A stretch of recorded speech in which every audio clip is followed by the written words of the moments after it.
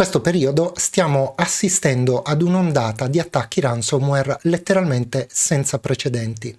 Questi attacchi stanno sicuramente colpendo la pubblica amministrazione, stanno colpendo duro nelle aziende, ma soprattutto stanno colpendo tanti privati. Che cos'è un attacco ransomware? I ransomware sono un tipo particolare di virus, o meglio di malware, che vengono veicolati prevalentemente, ma non solo, attraverso la posta elettronica, come vedremo, e che sono in grado di crittografare l'intero contenuto, tutto il patrimonio di file del computer, chiedendo un riscatto che solitamente va pagato in criptovaluta per poterli riottenere. Una cosa però ad onor del vero va detta. Spesso gli utenti porgono il fianco a questo tipo di attacchi per via di un'idea piuttosto lacunosa e alquanto fumosa del concetto di sicurezza, che solitamente nell'immaginario collettivo si basa naturalmente sull'antivirus e poi su quell'oggetto misterioso che è il firewall, che tutti nominiamo ma che pochi sanno realmente come funziona. Per questo ho pensato di fare questo video per fare insieme a te un percorso organico di protezione, si dice in gergo tecnico di hardening, che vuol dire di indurimento del nostro computer, per renderlo appunto un osso duro nei confronti di queste minacce. Probabilmente sentirai ripetere più di un concetto che ho già espresso in precedenza, ma l'intenzione è quella di dare un costrutto organico al nostro sistema di difesa in modo da essere preparati e di poter essere veramente degli ossi duri nei confronti di queste minacce. Allora, ti senti pronto? Iniziamo. Per questo tutorial ho voluto partire con una macchina Windows 11 completamente pulita appena installata. Questo per vedere tutti quanti i possibili passi, uno alla volta, che vanno fatti per rendere più sicuro un computer. Ora, niente da dire su Microsoft Edge come browser, però la prima cosa che andremo a fare è installare Google Chrome.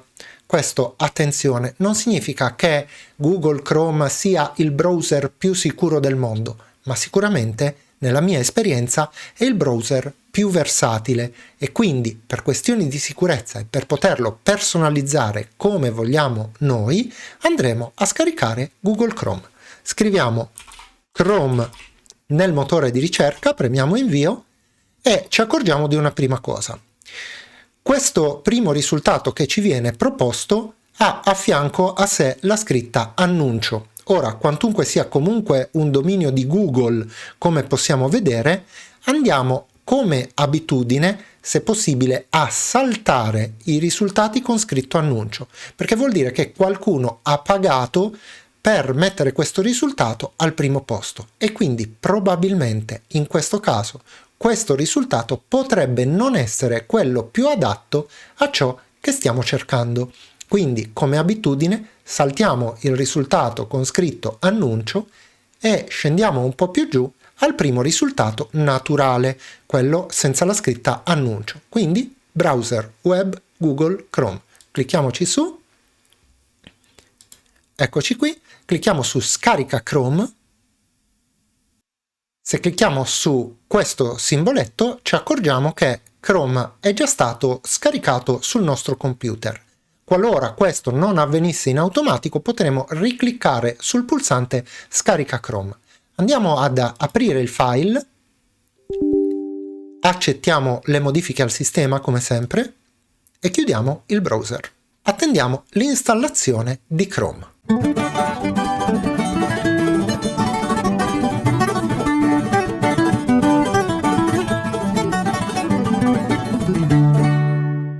Ed ecco fatto, l'icona di Chrome appare sul nostro desktop e Chrome si apre in automatico.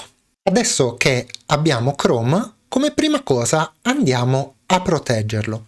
Quindi direttamente da questa schermata, nella prima riga in alto, andiamo a digitare Avast Chrome Extension e clicchiamo sul primo risultato che non ha la scritta annuncio a fianco. Clicchiamo sul pulsante aggiungi e clicchiamo su aggiungi estensione.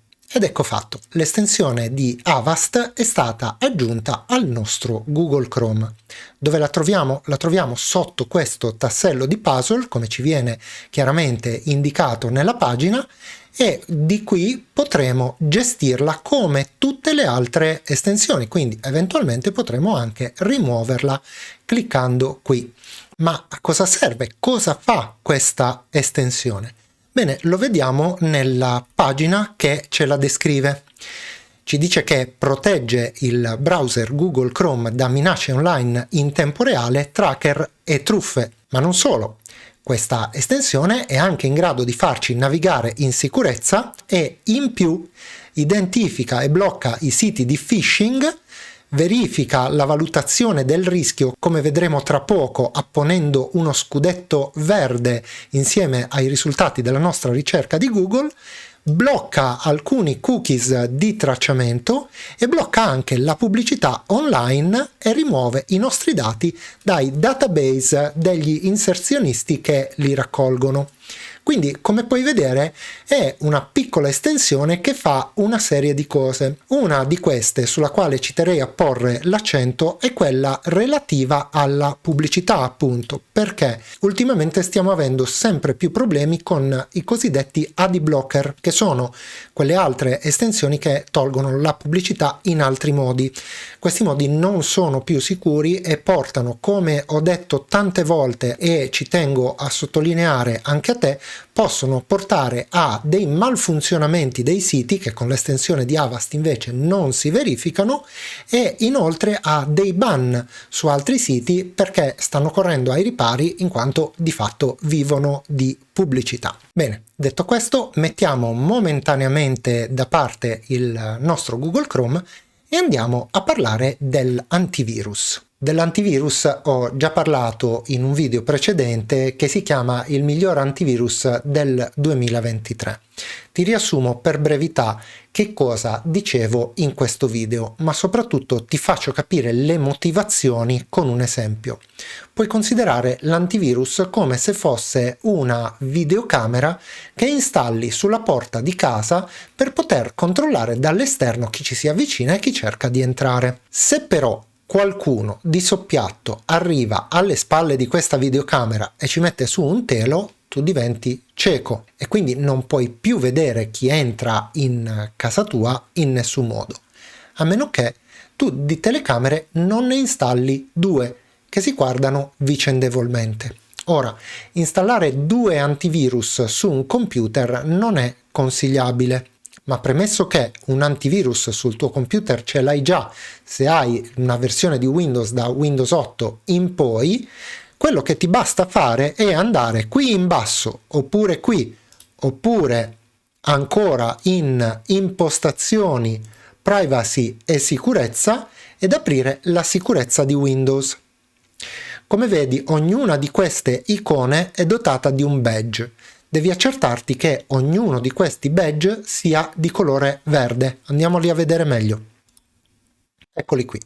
Come puoi vedere, sul mio computer tutti i badge sono di colore verde ed hanno una spunta bianca al centro. Qualora qualcosa non andasse sul tuo computer, questi badge potrebbero diventare di colore giallo nel caso in cui ci sia un potenziale pericolo, oppure rosso se si è esposti direttamente ad una minaccia. Facciamo un esempio.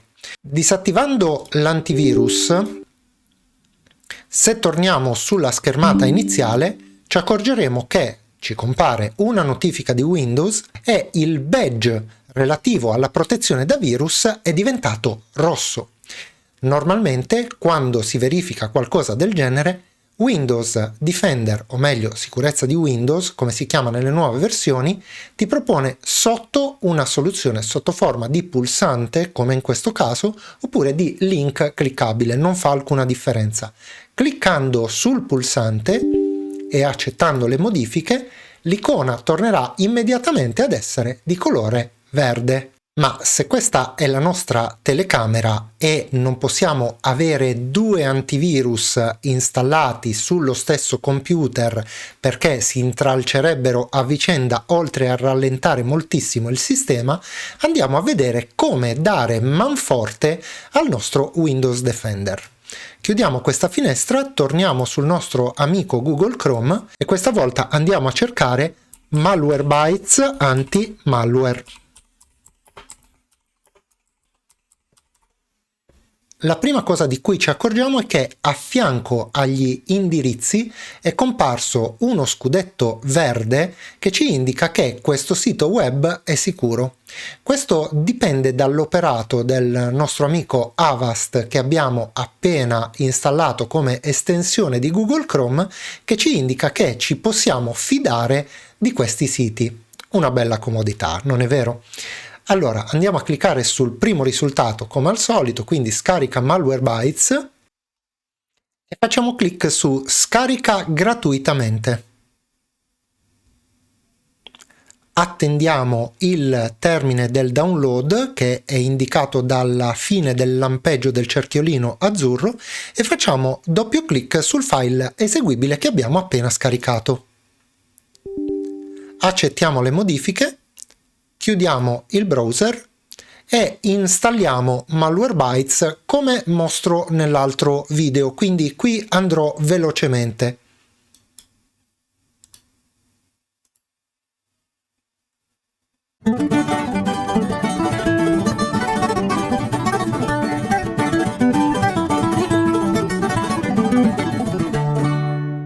Benissimo, clicchiamo su completata ed andiamo ad aprire Malwarebytes Anti-Malware, la cui icona adesso troveremo sul nostro desktop. Ti premetto che ho simulato già su questo computer, siccome altri me l'hanno chiesto, la versione scaduta di Malwarebytes, quindi attualmente la protezione mi dice è inattiva con la versione gratuita, cioè io ho semplicemente lasciato scadere Malwarebytes che mi ha tolto la protezione in tempo reale, ma questa non è una cosa che mi crea problemi perché io la protezione in tempo reale ce l'ho, come abbiamo visto prima, con la telecamera principale di Windows. Quando però con Malwarebytes voglio essere sicuro che niente sia sfuggito alla protezione principale, quindi nel nostro esempio che nessuno ci sia arrivato alle spalle della telecamera principale, potrò semplicemente cliccare su scansione ed effettuare la scansione come mostro nel video precedente. Chiudiamo Malwarebytes e passiamo al prossimo argomento. Quando mi viene chiesto che cos'è per me la sicurezza informatica, di solito rispondo che è avere il controllo di ciò che entra e di ciò che esce da un determinato sistema. Eh sì, perché nell'immaginario collettivo l'hacker è una figura fantomatica che entra nei nostri computer, ma quello che noi non dobbiamo dimenticare è che il suo fine ultimo è quello di portare fuori determinate informazioni dalla nostra macchina. E non sto parlando solo degli esempi triti e ritriti del furto di password, piuttosto che del furto delle credenziali bancarie, ma tanto spesso vengono portate fuori delle informazioni apparentemente poco dannose che in realtà sono capaci di fare danni catastrofici. Sto parlando, ad esempio, della nostra rubrica di posta elettronica. Perché? Perché un malintenzionato che avesse rubato la nostra rubrica di posta elettronica, conoscendo semplicemente il nostro indirizzo email e quello dei potenziali destinatari a cui noi normalmente scriviamo, potrebbe inviare a tutti quanti loro una mail con scritto, ad esempio: guarda, ho trovato questa tua foto, seguita da un link che invece naturalmente porta allo scaricamento di un malware. Perché ti faccio questo esempio? Ti faccio questo esempio per farti capire che è indispensabile sui nostri computer disporre di una valvola efficace che sia in grado di disciplinare, appunto, come detto, tutto ciò che entra e tutto ciò che esce. Ebbene, su tutti i nostri computer questa valvola esiste, è installata e si chiama firewall. Andiamo a vedere che cos'è davvero un firewall. Quante volte, mentre stavi lavorando al computer, ti è venuta fuori una finestra come questa e magari senza pensarci due volte hai cliccato su consenti accesso? Bene, probabilmente hai fatto bene e probabilmente no. Che cosa sono queste finestre? È il firewall che ci parla e ci informa che c'è una applicazione nel computer che sta chiedendo di poter effettuare l'accesso a internet, quindi di poter fare uscire ed entrare dati. Questa finestra ci compare solo nel momento in cui l'applicazione non è conosciuta da Windows, perché la maggior parte delle applicazioni sono già sbloccate, come vedremo tra poco. Quindi prima di cliccare d'ora in poi il consenti accesso, sarà opportuno che leggiamo il nome della applicazione e riflettiamo bene se è un'applicazione che conosciamo o meno. Se la conosciamo e non solo, se la conosciamo e riteniamo che sia giusto che abbia accesso a internet, cliccheremo su consenti accesso. Diversamente, in tutti gli altri casi, probabilmente sarà meglio cliccare su annulla. Per gestire il firewall sui nostri sistemi dovremo sempre entrare nella sicurezza di Windows. Dopo esserci accertati, come abbiamo già visto, che il firewall abbia il suo bravo bollino verde con la spunta bianca, possiamo entrarci e ci accorgeremo che la schermata di gestione del firewall è molto scarna, e questo per un motivo. Il firewall è uno strumento molto delicato che nel 99,9% dei casi deve solo essere attivo e vive sostanzialmente di vita propria. Però a questo caso ci sono anche delle eccezioni. Ad esempio, quando l'antivirus ci dovesse segnalare la presenza sul nostro computer di un'app malevola, potrebbe essere buona norma andare a controllare che, oltre ad essere stata cancellata dall'antivirus, non rimangano accessi consentiti sul firewall a quella stessa applicazione. Ma come si fa? Bene, dopo essere entrati in questa schermata, dovremo cliccare su questa scritta consenti app tramite firewall. Ci si aprirà questa finestra. Quello che vediamo qui è l'elenco di tutte le applicazioni presenti sul computer che possono avere accesso alla rete. Alcune di queste noterai che hanno un segno di spunta, mentre altre no. Questo perché? Perché le applicazioni che hanno il segno di spunta, ad esempio email e account, sono applicazioni a cui è concesso l'accesso. Ma supponendo di voler negare l'accesso ad una di queste applicazioni, come dovremo fare? Bene, la prima cosa da fare è cliccare sul pulsante Modifica impostazioni, che ci consentirà appunto di andare a impostare dei settaggi diversi. Dopodiché dovremo trovare l'applicazione a cui vogliamo togliere l'accesso e togliergli il segno di spunta. Però attenzione, quello che ho fatto io in questo momento non va bene, perché se io tolgo il segno di spunta a Google Chrome e dopo clicco su OK, Google Chrome non potrà più accedere ad internet e noi non potremo più navigare. Quello che voglio dire è che dobbiamo essere sempre assolutamente certi, nel momento in cui andiamo a toccare il firewall, di star facendo un'operazione corretta. Nel dubbio, altrimenti, lasciamo il firewall esattamente come sta. Un altro attacco che purtroppo si verifica con una relativa frequenza è quello del cosiddetto DNS hijacking oppure DNS poisoning. Ma in che cosa consiste e come possiamo difenderci? Premesso che ho già fatto un video in merito, lo puoi trovare sul canale, ti spiego brevemente il concetto.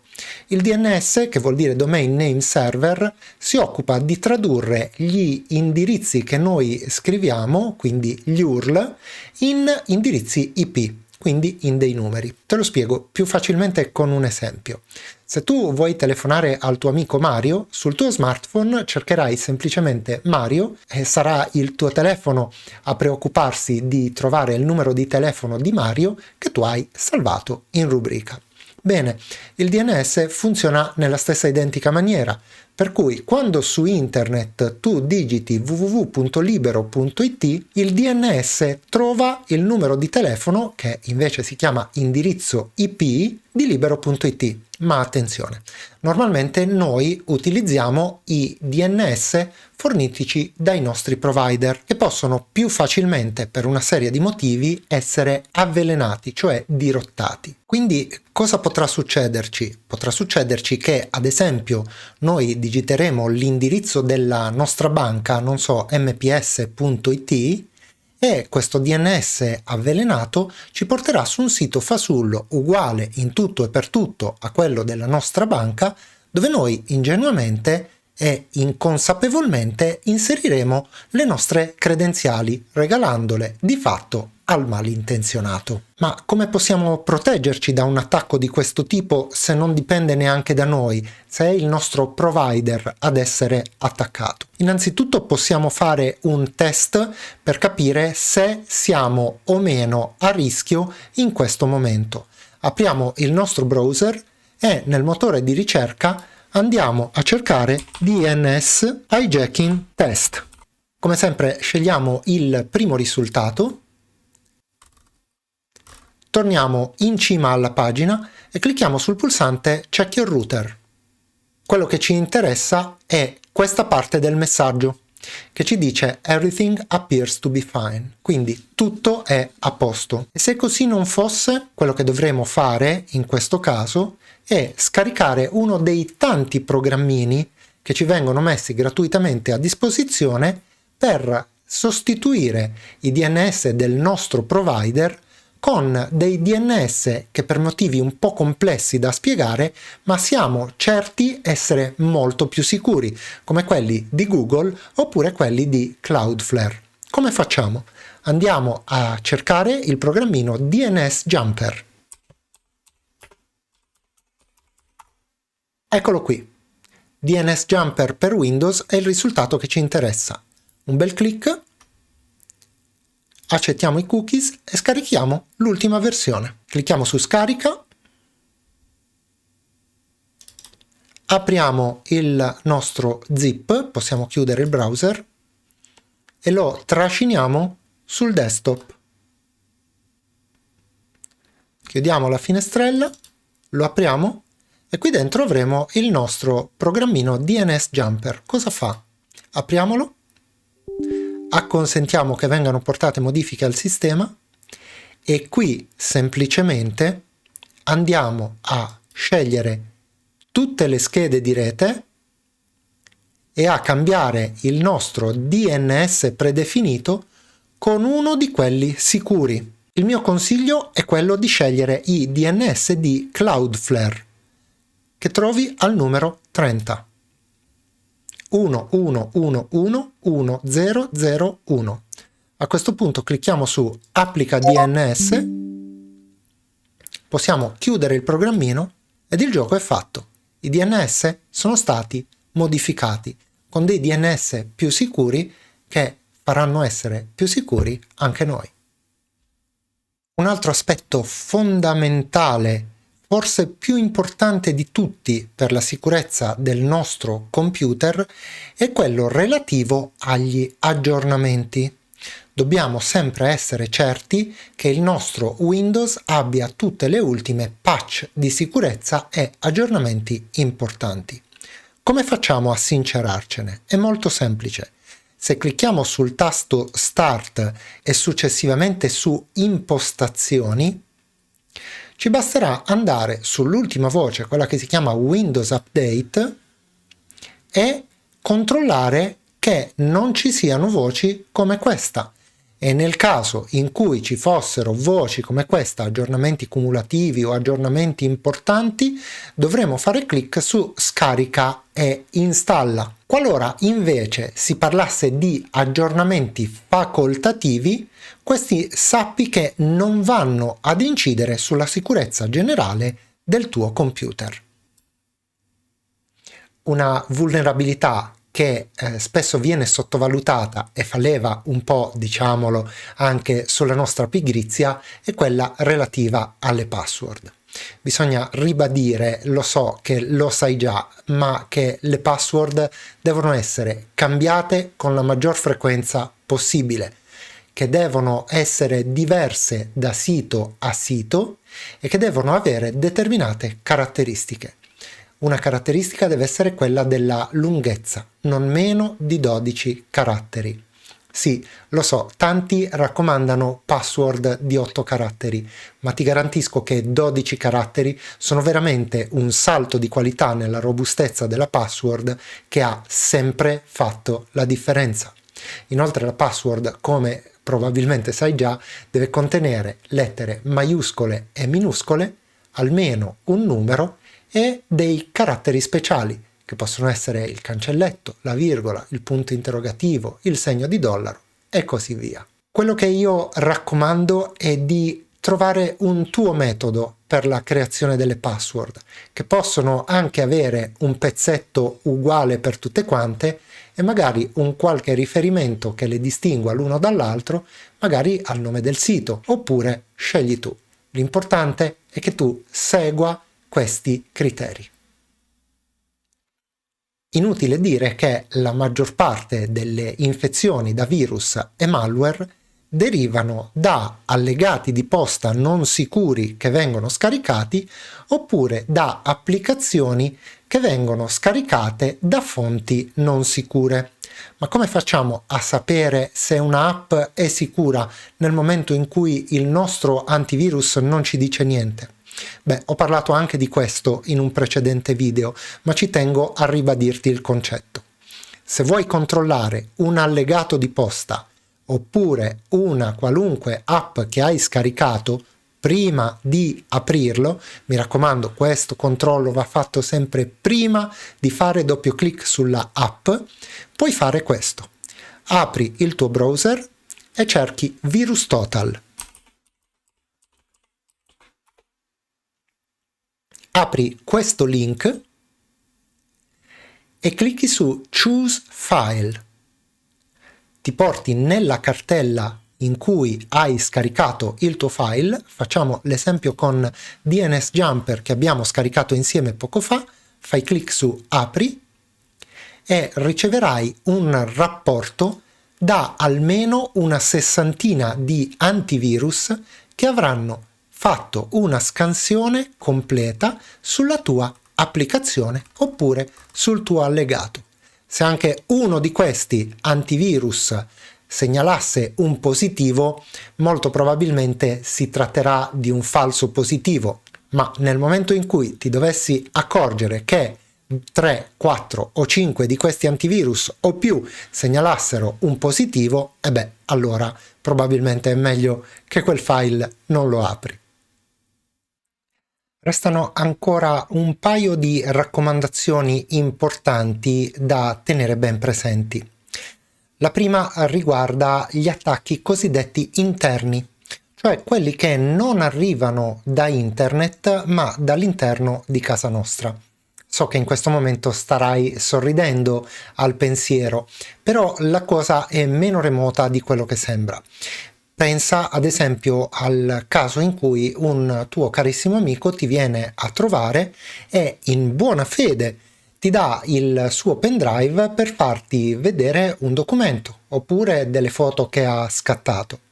Inconsapevolmente lui potrebbe essere stato esposto a qualche infezione e quindi il suo pendrive potrebbe essere infetto.